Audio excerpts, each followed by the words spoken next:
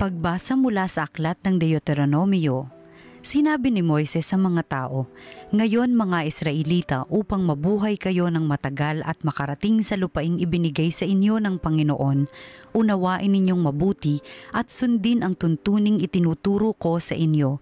Huwag ninyo itong daragdagan ni babawasan. Sundin ninyo ito ng walang labis at walang kulang. Unawain ninyo ito at sunding mabuti.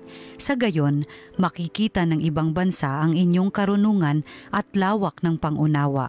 Sa gayon, hindi nila mapipigilang sabihin ang ganito, 'Ang bansang ito'y matalino at may malawak na pagkaunawa.' Sinong Diyos ng ibang bansa ang handang tumulong anumang oras liban sa Panginoon? Aling bansa ang may tuntuning kasing inam ng mga tuntuning ibinigay ko sa inyo ngayon?" Ang salita ng Diyos.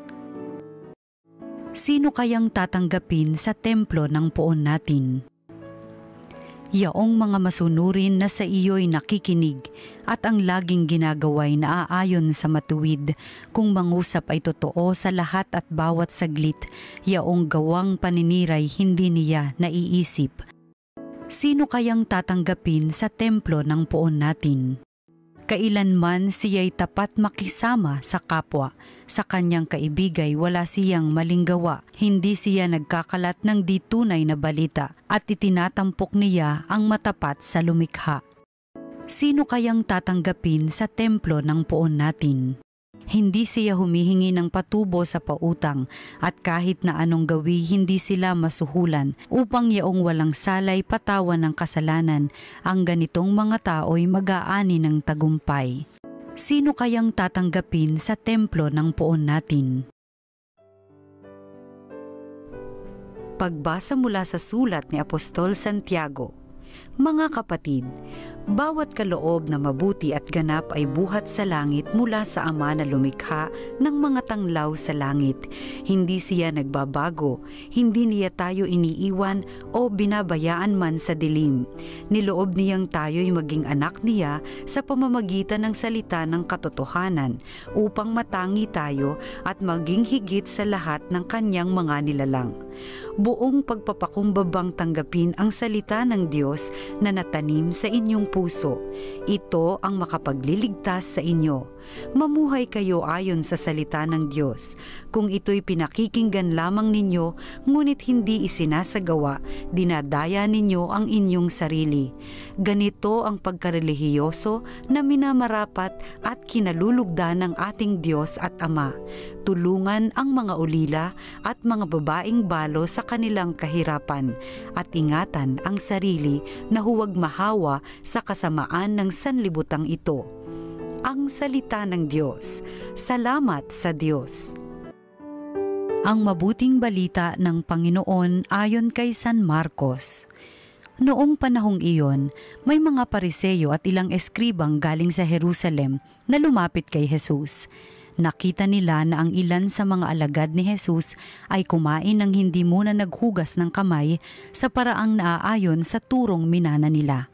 Ang mga Hudyo, lalo na ang mga Pariseo, ay hindi kumakain hanggat hindi nakapaghuhugas ng kamay ayon sa mga turong minana nila sa kanilang mga ninuno. Hindi rin sila kumakain ng anumang galing sa palengke nang hindi muna ito hinuhugasan.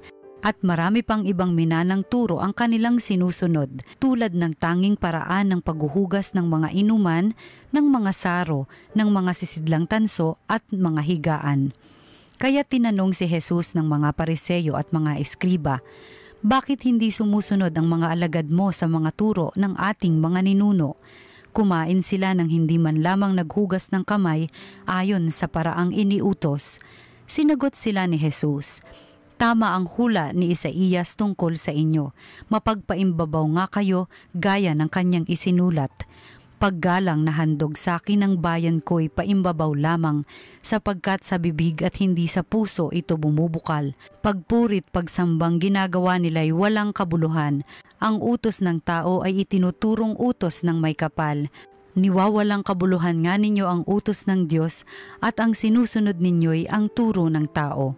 Muling pinalapit ni Jesus ang mga tao at sinabi sa kanila, "Makinig kayong lahat at unawain ang aking sasabihin. Hindi ang pumapasok sa bibig ng tao ang nakapagpaparumi sa kanya sa mata ng Diyos, kundi ang mga nagmumula sa kanya. Sapagkat sa loob, sa puso ng tao, nagmumula ang masasamang isipang naguudyok sa kanya na makiapid, magnakaw, pumatay, mangalunya, mag-imbot at gumawa ng lahat ng kabuktutan tulad ng pagdaraya, kahalayan, pagkainggit, paninirang puri, kapalaluan at kahangalan. Ang lahat ng ito'y nanggagaling sa puso ng tao at siyang nagpaparumi sa kanya." Ang mabuting balita ng Panginoon. Pinupuri ka namin, Panginoong Hesukristo.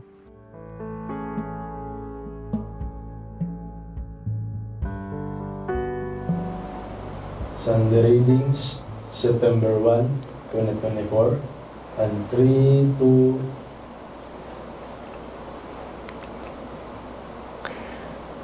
Lahat naman tayo gusto nating maglingkod sa Diyos. Kaya nga tayo'y sumusubaybay sa programang ito sa TV Maria. Kaya nga tayo'y nagsisimba at nagsisikap na gumawa ng mabuti. Pero mag-ingat tayo. Hindi mahalaga ang mabuti ang ating intensyon. Sana tama rin ang ating ginagawa.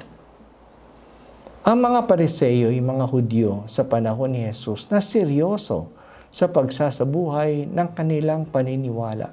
Strikto sila sa pagsunod sa batas ng Diyos. Ang problema lang, nabibigyan nila ng halaga ang mga bagay na hindi naman gaano mahalaga sa mata ng Diyos. Nabibigyan nila ng halaga ang mga batas at tuntunin na nakaugalian nila. Kaya ginagawa nila ang mga seremonyas ng paghugas ng kamay at ng mga plato at baso bago kumain.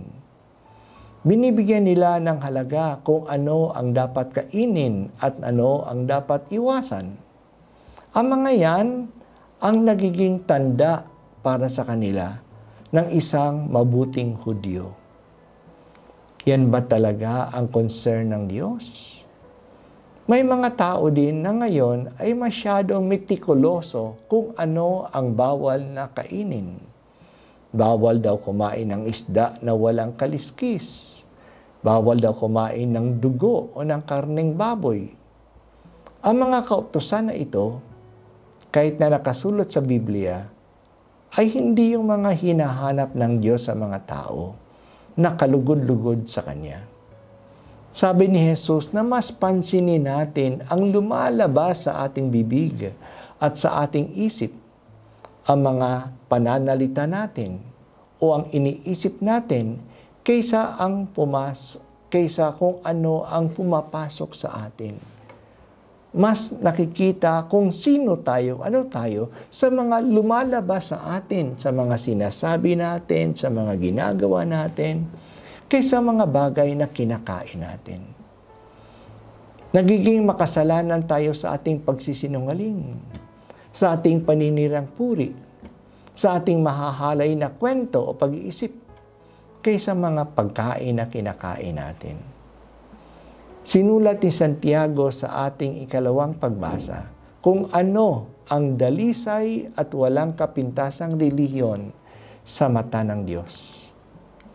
At iyan ay ang pangangalaga sa mga ulila at mga byuda sa kanilang kahirapan at ang panatiling walang dungis sa daigdig, malinis sa mundo. Mas hinahanap ng Diyos ang ating pagtulong sa mga nangangailangan at ang pananatiling dalisay sa puso at isip. Yan ang dapat nating pagsikapan. Magaling ang Diyos at mahal niya tayo. Bibigyan niya tayo ng mga utos dahil ayaw niya tayong malihis ng landas. Ang mga tuntunin niya ay mabuti sa atin. Ito ay tanda na mahal niya tayo. Kaya kung nagtitiwala tayo sa Kanya, sinusunod natin ang mga utos niya.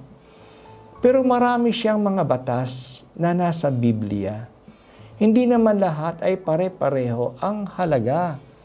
May mga batas na para sa panahon lang noon. They are time-bound. May mga batas na galing lang sa kaugalian ng mga tao noon. Pero may mga batas na talagang mahalaga at para sa lahat ng panahon. Sinabi ni Jesus kung ano ang mahalagang batas. Ang pag-ibig sa Diyos ng higit sa lahat at ang pag-ibig sa kapwa tulad ng sa sarili. Ito ay para sa lahat. Binigay niya rin sa atin ang 10 utos ng Diyos. Mga alituntunin sa pagmamahal sa Diyos at sa kapwa. Ang mga ito ang susundin natin. At kung sinusunod natin ang mga ito, kikilalanin tayo ng mga tao na magaling at matalino kasi mabubuti ang mga batas na sinusunod natin. Kaya sa halip na husgahan natin ang iba na hindi sila sumusunod sa batas ng Diyos, pagsikapan natin na talagang hanapin at saliksikin ang kalooban ng Diyos. Alamin natin ang mahalagang batas at ang mga ito ang susundin natin. Magagawa natin yan kapag talagang pinagninilayan natin ang salita ng Diyos at ipinagdarasal natin ito. Tandaan natin na ibinigay din sa atin ang banal na Espiritu upang gabayan tayo sa katotohanan. Kaya sa ating pagtawag at pagsunod sa Espiritu ng Diyos, ipapaalam niya sa atin ano yung mahalaga na dapat nating gawin sa bawat panahon upang maging kalugod-lugod tayo sa Panginoong Diyos.